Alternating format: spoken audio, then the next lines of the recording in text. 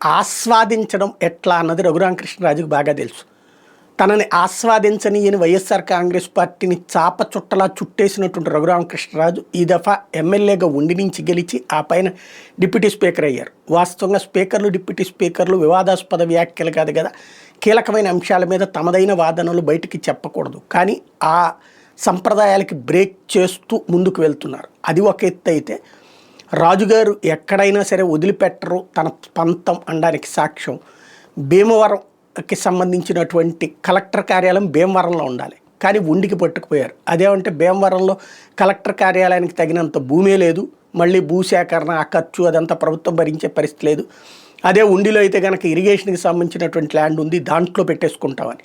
అంటే ఇప్పుడు ఢిల్లీలో సరిగ్గా భూమి లేదు కదా అని చెప్పేసి ఉత్తరప్రదేశ్లోనూ లేకపోతే కనుక మహారాష్ట్రలోనూ పెట్టుకున్నట్టు ఉందన్నమాట. తప్పేం లేదు, అవి వేరే రాష్ట్రాలు కాబట్టి, ఇక్కడ మనకు పక్క జిల్లాలు అంటే పక్క ఊళ్ళు కాబట్టి ఆ లెక్కన మాట్లాడుకోవాల్సిన పరిస్థితి. బట్ తన పంతని నెగ్గించుకుంటారు. ఇప్పుడు అది మోషేజ్ రాజు ఎవరైతే వైఎస్ఆర్ కాంగ్రెస్ పార్టీకి సంబంధించిన శాసన మండలి చీఫ్ చెప్పేదాకా బయటికి రానియలేదు. అది అంటే ఓవరాల్గా గోదావరి జిల్లాలో ఉన్నటువంటి వాళ్ళందరినీ అయితే కన్విన్స్ చేసేసినట్టున్నారు. వాళ్ళందరూ కూడా అంగీకరించినట్టున్నారు. సరే, దీనివల్ల ప్రయోజనం అవుతుందా నష్టం అవుతుందా, భీమవరం ప్రాంత వాసులు ఏమనుకుంటారు, అక్కడి సెంటిమెంట్లు ఎట్లా ఉంటాయి అన్నటువంటిది ఆఫ్టర్ ఎలక్షన్స్. ముందైతే రాజుగారు తెలుగుదేశానికి కంచుకోట అయినటువంటి ఉండికి ఏకంగా హెడ్ క్వార్టర్ తీసుకెళ్లడం ద్వారా అక్కడ ప్రజల మనసు అయితే గెలుచుకుంటారు.